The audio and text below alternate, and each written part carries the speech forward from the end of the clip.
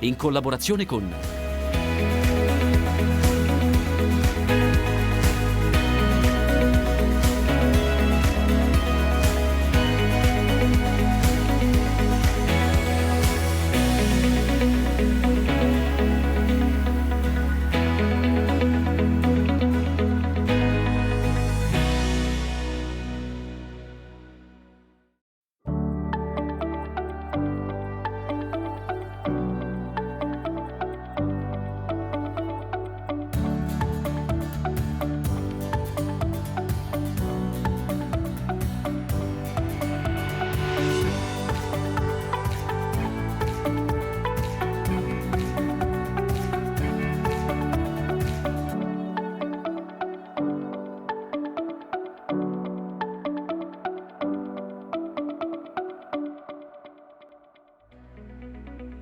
In questa puntata vi racconteremo di un formaggio dalle origini antichissime, il formaggio di Fossa di Sogliano DOP, e per farlo siamo venuti dove? Ovviamente a Sogliano, a Rubicone. È un'annata difficile anche per le olive, quest'anno come per altre colture. Noi questa volta ci siamo occupati di olive, l'olivicoltura emiliano-romagnola che si sta espandendo, siamo alle battute finali della raccolta, siamo andati in particolare sui Colli Bolognesi dove un gruppo di produttori sta cercando di registrare un marchio comunitario a indicazione geografica protetta. La storica osteria del Vicolo Nuovo da Ambra e Rosa di Imola passa di mano, ma lo staff e i piatti storici e anche il clima resta lo stesso. La puntata di questa settimana ci ha portato in Romagna, a Sogliano al Rubicone, patria del formaggio di Fossa di Sogliano DOP. Del resto questo è il periodo, sono le giornate nelle quali il paese si riempie dell'aroma di questo formaggio che per tradizione il 25 di novembre viene tolto dalle fosse e dopo 3 mesi rivede la luce. E noi siamo qua per raccontarvi questa storia affascinante, lo facciamo insieme a Marino Brandinelli che è stagionatore e padrone di casa. Di questo luogo splendido scoperto un po' per caso. Sì, vero, ho scoperto per caso perché all'acquisto di questo immobile, nel fare poi i restauri, abbiamo scoperto che nel seminterrato che abbiamo trovato appunto 8 fosse. 8 fosse che poi sono state ripulite, rimesse in ordine, riportate in produzione. Allora, qua alle nostre spalle ce n'è una, questa è la fossa ancora chiusa che verrà aperta proprio il 25 di novembre, giorno di Santa Caterina. Ma allora ci racconti un poco la storia di questo formaggio che ha delle origini antichissime, anche questo sembra sia nato anche lui un po' per caso. Sì, nasce per caso perché queste fosse adibite a granai, diciamo che nascondevano il grano all'interno di queste fosse per salvarlo dalle incursioni nemiche. Il formaggio di fossa nasce per caso perché comunque in fossa non nascondevano appunto solo il grano, ma nascondevano di tutto e trovarono che il formaggio era profondamente cambiato. Ecco, qui a Sogliano diciamo i cenni storici parlano del formaggio di fossa ancora prima del 1500.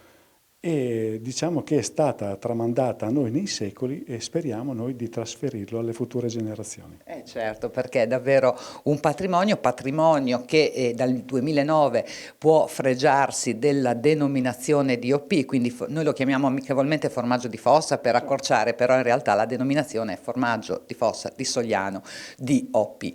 Essendo una DOP ha un disciplinare rigidissimo. Che cosa prevede questo disciplinare? Diciamo che il disciplinare prevede tutta la filiera del formaggio di fossa di Sogliano DOP, quindi parliamo dalla raccolta del latte, dal bestiame naturalmente, dalla casificazione, la stagionatura pre-fossa, l'infossatura e anche il confezionamento.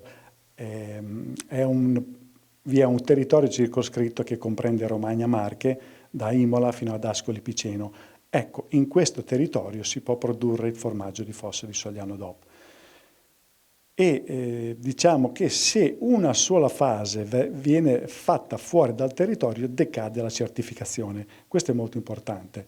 Quindi il disciplinare interviene addirittura sulle razze animali che si possono allevare per produrre latte per formaggio di fossa, che può essere sia vaccino che misto che ovino. Può essere vaccino, pecorino e misto dei due può essere. Ovviamente si controlla, si verifica il latte, per esempio per gli ovini possono essere allevati solamente al pascolo e anche questo è un limite non da poco, considerate anche le difficoltà nella pastorizia, nelle climatiche che ci sono in questi periodi. Poi il latte ovviamente viene lavorato, vengono fatti i formaggi che devono avere una stagionatura di quanto tempo prima di essere infossati? Prima di essere infossati il prodotto deve avere una stagionatura minimo di 60 giorni. Ecco, poi dopo i 60 giorni il prodotto arriva qua nel nostro piccolo stabilimento, i formaggi vengono messi in sacchi di cotone per alimenti, poi tutti i sacchi in fossa fino a riempirla. Diciamo che la fossa anzitutto verrà preparata con un tavolato di legno alla base, uno steccato tutto attorno alla fossa, dove verrà messo un cuscinetto di paglia di 10-15 cm per far sì che il formaggio non vada a contatto con la parete di roccia. La paglia serve anche per contenere l'umidità eccessiva. Poi le fosse vengono chiuse, sigillate. Una volta riempita, diciamo che verrà chiusa con un coperchio di legno sigillato con del gesso oppure con della sabbia sopra o terra. Ecco, diciamo che una volta chiusa inizia subito una fermentazione anaerobica, cioè per mancanza di ossigeno. Diciamo che il formaggio si trasforma completamente. Vi rimane 3 mesi e in questi 3 mesi il prodotto stesso perde indicativamente il 10% del suo peso, quindi troviamo un formaggio magro, adatto alle diete, un formaggio senza lattosio, in quanto in fossa il lattosio diventa acido lattico, scompare e diciamo coloro che hanno queste problematiche possono comunque consumare questi formaggi.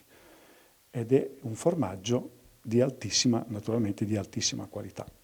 Il disciplinare però interviene anche sulle fosse, perché non è che uno dice vabbè ho un pozzo qualunque, un buco qualunque, lo riempio di formaggio e faccio il formaggio di fossa DOP. No, assolutamente no. Assolutamente no, le fosse devono essere certificate oppure 5 anni di lavoro di stagionatura prima di essere certificate. Quindi ogni volta che noi facciamo la cosiddetta sfossatura abbiamo il medico che manda appunto il Ministero che fa i controlli per verificare che all'interno di quella fossa ci sia appunto il prodotto certificato, prodotto che ha seguito la filiera del formaggio di fossa di Sogliano DOP e se tutto è a norma, diciamo, si certifica che il prodotto è appunto un prodotto per il commercio. Dentro una fossa come questa, quanto ce ne sta? Sono tutte grandi uguali, le fosse più grandi o più piccole? Questa è una fossa che ha una capienza di 2 tonnellate, è una delle più piccole. Diciamo che abbiamo fosse che hanno una capienza di 5, 6, 7 tonnellate, ma in linea di massima la capienza varia dalle 3 alle 4 tonnellate. Ecco. Quella è la media. Ma una volta sfossato, quindi la fossa rimane vuota fino all'infossamento successivo, rimane così aperta, deve essere disinfettata, pulita, perché dentro il processo di fermentazione è un processo importante. No, diciamo che la fossa assolutamente non va pulita con dei detergenti, assolutamente, perché è una fermentazione naturale, quindi anche la pulizia stessa della fossa deve essere fatta accuratamente. Diciamo che noi andiamo a togliere il grasso che c'è all'interno, perché appunto, come vi dicevo prima, perdi il 10% del suo peso e togliendo il grasso, diciamo che una parte di questo prodotto rimane sulla base della fossa. Ecco, questo residuo che rimane diciamo che la fossa si autopulisce, nel senso che le muffe cominciano a prendere campo, si nutrono di questo grasso e una volta che il grasso è terminato, le muffe muoiono, diventano polvere, noi scendiamo una spazzolata e la fossa è pulita. Bene, allora a questo punto restituisco la linea, noi ci ritroviamo in finale di puntata perché andiamo anche a conoscerlo, a vederlo da vicino, il nostro formaggio di Fossa di Sogliano DOP. Linea a Claudio e ci vediamo dopo.